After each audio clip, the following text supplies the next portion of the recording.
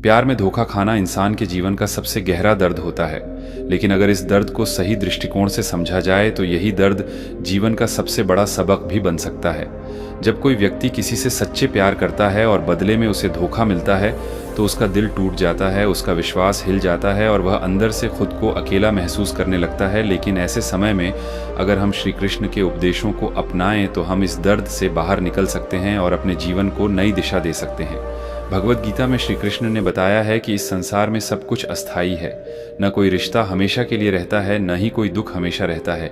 इसलिए धोखे को अपने जीवन का अंत न समझकर एक अनुभव के रूप में देखना चाहिए जो हमें आगे के लिए तैयार करता है। श्री कृष्ण कहते हैं कि आसक्ति ही मनुष्य के दुख का कारण है। जब हम किसी व्यक्ति से अपनी खुशी जोड़ लेते हैं तो उसके दूर जाने पर हम टूट जाते हैं। इसलिए ज़रूरी है कि आप अपनी खुशी का केंद्र खुद को बनाएं और खुद से प्यार करना सीखें, क्योंकि जब आप खुद से जुड़ जाते हैं तो दुनिया का कोई भी धोखा आपको अंदर से कमज़ोर नहीं कर पाता। आगे बढ़ने के लिए सबसे पहले अतीत को स्वीकार करना ज़रूरी है। बार बार पुरानी बातों को सोचकर खुद को दर्द देना बंद करना होगा, क्योंकि श्री कृष्ण का उपदेश है कि अपने कर्म पर ध्यान दो और फल की चिंता छोड़ दो। यानी जो हो चुका है उसे बदला नहीं जा सकता, लेकिन जो आने वाला है उसे आप अपने कर्मों से बेहतर बना सकते हैं। ध्यान और भक्ति मन को शांत करने के सबसे अच्छे माध्यम हैं। जब आप भगवान से जुड़ते हैं तो आपको अंदर से शक्ति मिलती है और आपका दर्द धीरे धीरे कम होता है। इसलिए रोज़ थोड़ा समय निकालकर ध्यान करें और अपने मन को स्थिर करें। खुद को दोष देना बंद करना भी बहुत ज़रूरी है, क्योंकि धोखा देने वाला व्यक्ति अपने स्वभाव और संस्कारों के अनुसार ऐसा करता है। इसमें आपकी कोई गलती नहीं होती। इसलिए अपने आप को समझें और अपने आत्मसम्मान को बनाए रखें। जीवन एक यात्रा है और हर अनुभव हमें मजबूत बनाने के लिए आता है। अगर आप इस दर्द से सीख लेते हैं तो भविष्य में आप और अच्छे निर्णय ले पाएंगे और खुद को गलत रिश्तों से बचा पाएंगे। मूव ऑन करने का अर्थ यह नहीं है कि आप सब कुछ भूल जाएं, बल्कि इसका अर्थ यह है कि आप उस अनुभव को स्वीकार करें और उससे सीखकर आगे बढ़ें। श्री कृष्ण कहते हैं कि समत्व ही योग है, यानी सुख और दुख दोनों में समान रहना। जब आप इस स्थिति में आ जाते हैं तो कोई भी परिस्थिति आपको हिला नहीं पाती। अपने जीवन में नए लक्ष्य बनाएं, अपने सपनों पर काम करें और अपने आप को व्यस्त रखें, ताकि आपका ध्यान धीरे धीरे उस व्यक्ति से हट जाए जिसने आपको दर्द दिया है। और सबसे महत्वपूर्ण बात, समय पर भरोसा रखें, क्योंकि समय हर घाव को भर देता है। आज का दर्द ही कल आपकी ताकत बन जाएगा। इसलिए खुद पर विश्वास रखें और आगे बढ़ते रहें, क्योंकि यही जीवन का सच्चा सार है। प्यार में धोखा खाना इंसान के जीवन का ऐसा अनुभव है जो उसे अंदर तक हिला देता है, लेकिन यही अनुभव अगर सही समझ के साथ जिया जाए तो यह आत्मज्ञान और आत्मबल का सबसे बड़ा स्रोत बन सकता है। जब किसी व्यक्ति का दिल टूटता है तो वह खुद को कमज़ोर समझने लगता है। उसे लगता है कि अब जीवन में कुछ भी अच्छा नहीं बचा, लेकिन यही वह समय होता है जब इंसान को अपने भीतर झांकने का अवसर मिलता है। श्री कृष्ण ने भगवद गीता में यही सिखाया है कि मनुष्य का असली स्वरूप उसका शरीर या उसके रिश्ते नहीं, बल्कि उसकी आत्मा है, जो न कभी टूटती है न कभी समाप्त होती है। इसलिए जब कोई रिश्ता टूटता है तो वास्तव में केवल एक बाहरी जुड़ाव समाप्त होता है, आपका असली अस्तित्व नहीं। इस सत्य को समझ लेना ही मूव ऑन करने की पहली सीढ़ी है। जब धोखा मिलता है तो मन बार बार उसी व्यक्ति और उन यादों में उलझा रहता है, लेकिन श्री कृष्ण कहते हैं कि मन चंचल है और इसे नियंत्रित करना ही सबसे बड़ा योग है। अगर आप अपने मन को बार बार उसी दर्द में ले जाएंगे तो वह और गहरा होता जाएगा, लेकिन अगर आप धीरे धीरे अपने ध्यान को बदलेंगे, अपने जीवन के उद्देश्य पर फोकस करेंगे, तो वही मन आपका सबसे बड़ा साथी बन जाएगा। इसलिए ज़रूरी है कि आप अपने विचारों को नियंत्रित करना सीखें, क्योंकि विचार ही आपकी भावनाओं को जन्म देते हैं और भावनाएं ही आपके जीवन की दिशा तय करती हैं। धोखे के बाद अक्सर इंसान खुद को दोष देने लगता है। उसे लगता है कि शायद उसमें ही कोई कमी थी, लेकिन श्री कृष्ण का ज्ञान हमें सिखाता है कि हर व्यक्ति अपने कर्म और स्वभाव के अनुसार व्यवहार करता है। अगर किसी ने आपको धोखा दिया तो वह उसकी प्रकृति और उसके कर्मों का परिणाम है, न कि आपकी कमी का प्रमाण। इसलिए खुद को दोष देना बंद करें और अपने आत्मसम्मान को समझें। आप किसी के जाने से कम नहीं हो जाते, बल्कि आप वही रहते हैं जो पहले थे। बस अब आपके पास एक अनुभव और एक सीख ज़्यादा होती है। जीवन में आगे बढ़ने के लिए ज़रूरी है कि आप अतीत को छोड़ना सीखें। अतीत को पकड़कर बैठना ऐसा है जैसे आप एक ऐसे बोझ को ढो रहे हैं जो अब आपके किसी काम का नहीं। श्री कृष्ण कहते हैं कि जो बीत गया वह बीत गया, उसे बदलना आपके हाथ में नहीं है, लेकिन वर्तमान और भविष्य आपके कर्मों से बनते हैं। इसीलिए अपने वर्तमान पर ध्यान दें, अपने दिन को बेहतर बनाने की कोशिश करें, छोटी छोटी खुशियों को महसूस करें और धीरे धीरे अपने जीवन को फिर से बनाना शुरू करें। ध्यान और साधना इस प्रक्रिया में बहुत महत्वपूर्ण भूमिका निभाते हैं। जब आप रोज़ कुछ समय अपने आप के साथ बिताते हैं, अपने मन को शांत करते हैं और भगवान का स्मरण करते हैं, तो आपके अंदर एक नई ऊर्जा का संचार होता है। यह ऊर्जा आपको दर्द से बाहर निकलने की शक्ति देती है। श्री कृष्ण कहते हैं कि जो व्यक्ति अपने मन को जीत लेता है वह संसार की हर कठिनाई को पार कर सकता है। इसीलिए ध्यान को अपनी दिनचर्या का हिस्सा बनाएं। एक और महत्वपूर्ण बात यह है कि आप अपने जीवन का उद्देश्य खोजें। अक्सर हम अपने रिश्तों में इतने खो जाते हैं कि हम अपने सपनों और लक्ष्यों को भूल जाते हैं। लेकिन जब एक रिश्ता खत्म होता है तो यह एक नया अवसर होता है कि आप खुद को फिर से पहचानें, अपने सपनों को याद करें और उन्हें पूरा करने की दिशा में काम करें। जब आप अपने लक्ष्य की ओर बढ़ते हैं तो आपका ध्यान अपने आप ही उस दर्द से हटने लगता है। समय सबसे बड़ा मरहम है। आज जो दर्द आपको असहनीय लगता है वही कुछ समय बाद एक साधारण याद बन जाएगा। इसलिए धैर्य रखें और खुद को समय दें। खुद पर दबाव न डालें कि आपको तुरंत सब कुछ भूलना है, बल्कि धीरे धीरे अपने आप को संभालें। हर दिन थोड़ा थोड़ा आगे बढ़ें और अपने आप को बेहतर बनाते रहें। श्री कृष्ण का एक और महत्वपूर्ण उपदेश है समत्व यानी संतुलन। जीवन में सुख और दुख दोनों आते हैं, लेकिन जो व्यक्ति दोनों में समान रहता है वही सच्चा योगी होता है। अगर आप इस बात को समझ लेते हैं तो कोई भी परिस्थिति आपको ज्यादा समय तक प्रभावित नहीं कर पाएगी। आप हर स्थिति में स्थिर रह पाएंगे और अपने जीवन को सही दिशा में ले जा पाएंगे। अंत में यही समझना जरूरी है कि धोखा आपके जीवन का अंत नहीं है, बल्कि यह एक नई शुरुआत है। यह आपको मजबूत बनाने के लिए आया है, आपको अपने असली स्वरूप से मिलाने के लिए आया है। अगर आप इस अनुभव से सीख लेते हैं और अपने जीवन में श्री कृष्ण के उपदेशों को अपनाते हैं तो आप न केवल इस दर्द से बाहर निकल पाएंगे, बल्कि एक बेहतर, समझदार और मजबूत इंसान बनकर उभरेंगे। इसलिए खुद पर विश्वास रखें, भगवान पर विश्वास रखें और आगे बढ़ते रहें, क्योंकि आपका सबसे अच्छा समय अभी आना बाकी है। प्यार में धोखा खाने के बाद जो खालीपन और दर्द इंसान महसूस करता है वह केवल दिल का दर्द नहीं होता, बल्कि यह आत्मा तक को झकझोर देता है। लेकिन अगर इस स्थिति को गहराई से समझा जाए तो यही वह मोड़ होता है जहां से इंसान अपने जीवन को एक नई दिशा दे सकता है। श्री कृष्ण का ज्ञान हमें सिखाता है कि जीवन में जो भी होता है वह किसी न किसी कारण से होता है और हर घटना हमारे विकास के लिए जरूरी होती है। भगवद गीता में श्री कृष्ण ने स्पष्ट कहा है कि मनुष्य को अपने कर्तव्य पर ध्यान देना चाहिए और फल की चिंता नहीं करनी चाहिए। इसका अर्थ यह है कि हमें अपने जीवन को बेहतर बनाने पर ध्यान देना चाहिए, न कि उन बातों पर जो हमारे नियंत्रण में नहीं है। जब कोई हमें धोखा देता है तो हमारा मन बार बार उसी व्यक्ति और उन पलों को याद करता है। हम सोचते हैं कि ऐसा क्यों हुआ, हमने क्या गलती की, और यही सोच हमें और अधिक दुखी करती है। लेकिन श्री कृष्ण कहते हैं कि जो हो चुका है उसे बार बार सोचने से केवल दुख बढ़ता है, समाधान नहीं मिलता। इसलिए ज़रूरी है कि हम अपने मन को समझाएं और उसे वर्तमान में लाएं। वर्तमान ही वह स्थान है जहां हम अपने जीवन को बदल सकते हैं। धोखे के बाद आत्मसम्मान को बनाए रखना बहुत ज़रूरी है।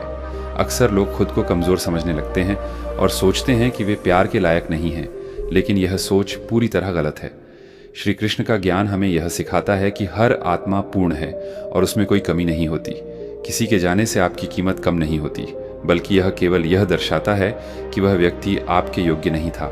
इसलिए अपने आप को समझें, अपने गुणों को पहचानें और अपने आत्मविश्वास को फिर से मजबूत करें।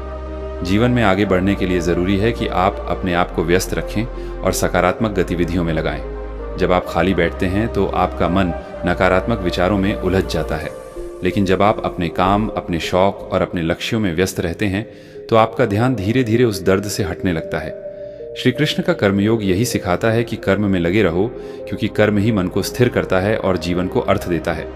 ध्यान और आत्मचिंतन इस प्रक्रिया का एक महत्वपूर्ण हिस्सा है। जब आप शांत होकर अपने भीतर झांकते हैं तो आपको अपने सवालों के जवाब मिलने लगते हैं। आप समझने लगते हैं कि यह अनुभव आपको क्या सिखाने आया था और आप इससे क्या सीख सकते हैं।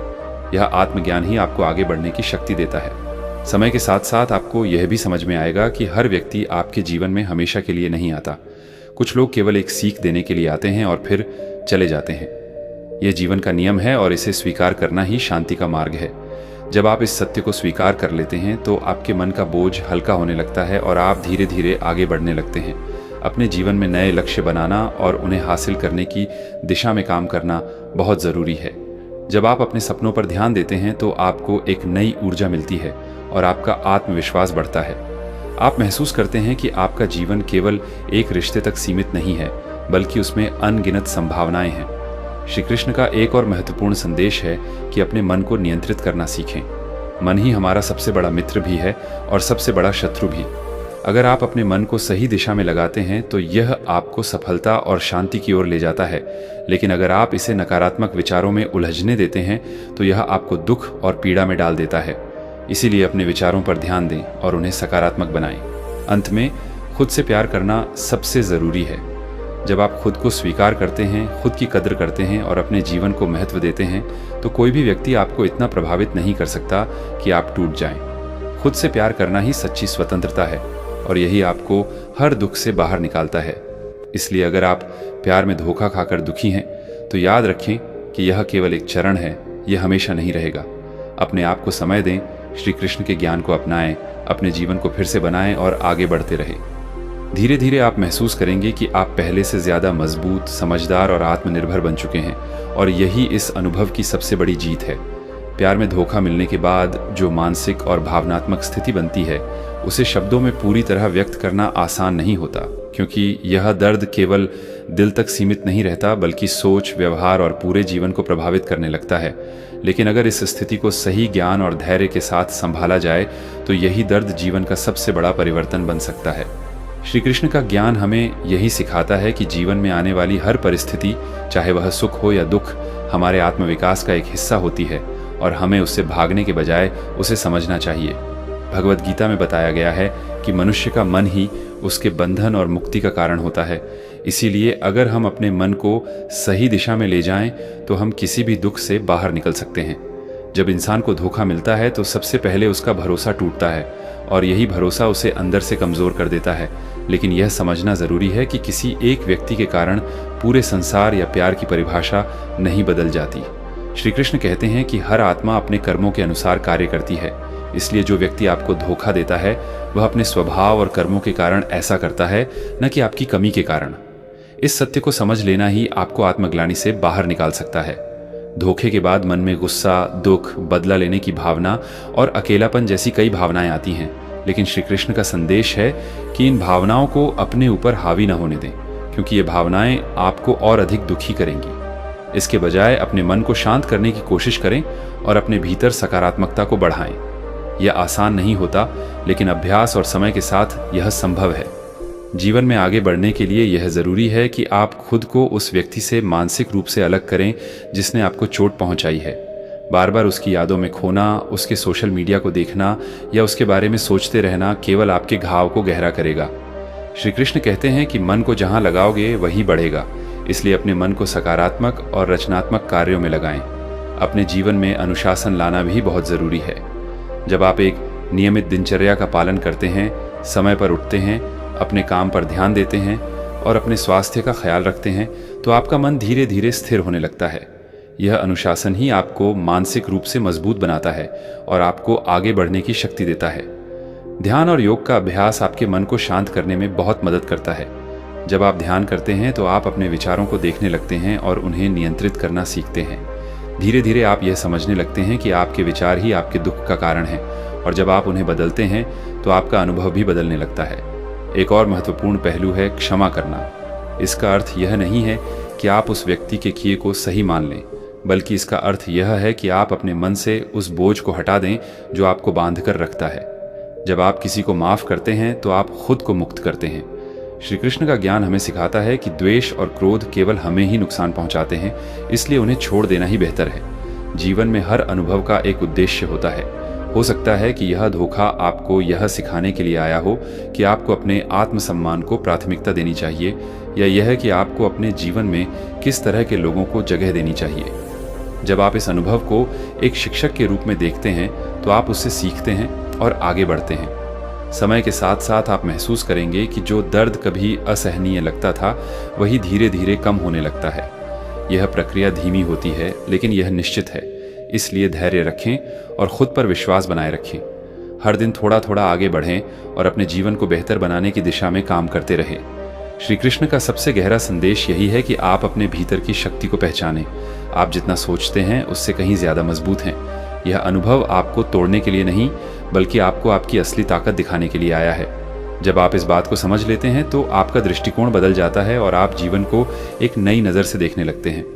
अंत में यह याद रखें कि आपका जीवन केवल एक रिश्ते पर निर्भर नहीं है। आपके पास अपने सपने हैं, अपने लक्ष्य हैं और उन्हें पूरा करने का अवसर है। अपने जीवन को उस दिशा में ले जाएं जहां आप खुश रह सकें, जहां आप अपने आप को बेहतर बना सकें और जहां आप अपने अस्तित्व का सही अर्थ समझ सकें। इसलिए अगर आप प्यार में धोखा खाकर दुखी हैं तो खुद को कमज़ोर मत समझिए, बल्कि इसे एक अवसर के रूप में देखिए। श्री कृष्ण के ज्ञान को अपनाइए, अपने मन को नियंत्रित कीजिए, अपने जीवन को सकारात्मक दिशा में ले जाइए और धीरे धीरे आप उस मुकाम पर पहुंचेंगे जहां यह दर्द केवल एक याद बनकर रह जाएगा और आप एक नए, मजबूत और आत्मनिर्भर इंसान के रूप में उभरेंगे।